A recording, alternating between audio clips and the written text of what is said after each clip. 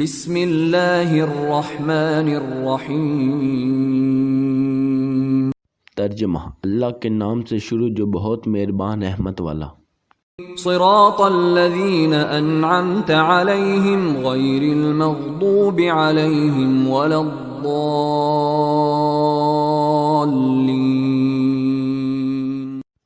ترجمہ: راستہ ان کا جن پر تو نے احسان کیا، نہ کہ ان کا جن پر غضب ہوا اور نہ بہکے ہوئوں کا۔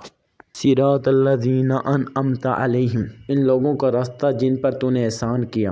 یہ جملہ اس سے پہلی آیات کی تفسیر ہے کہ صراط مستقیم سے مراد ان لوگوں کا راستہ ہے جن پر اللہ تعالیٰ نے احسان و انعام فرمایا، اور جن لوگوں پر اللہ نے اپنا فضل و احسان فرمایا ان کے بارے میں ارشاد فرمایا۔ ترجمہ: اور جو اللہ اور رسول کی اطاعت کریں وہ ان لوگوں کے ساتھ ہوں گے جن پر اللہ نے فضل کیا، یعنی انبیاء اور صادقین اور شہداء اور صالحین، اور یہ کتنے اچھے ساتھی ہیں۔ غیر المغضوب علیہم ولا الضالین، نہ کہ ان کا راستہ جن پر غضب ہوا اور نہ بہکے ہوئوں کا۔ جن پر اللہ تعالیٰ کا غضب ہوا ان سے مراد یہودی اور بہکے ہوئوں سے مراد عیسائی ہیں۔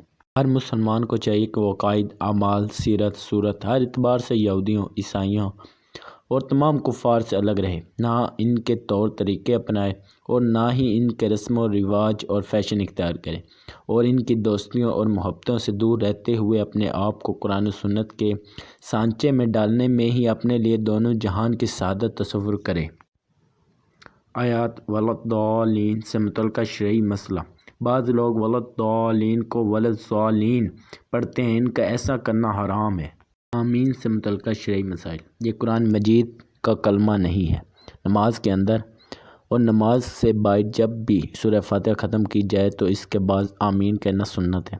احناف کے نزدیک نماز میں آمین بلند آواز سے نہیں بلکہ آہستہ کہی جائے۔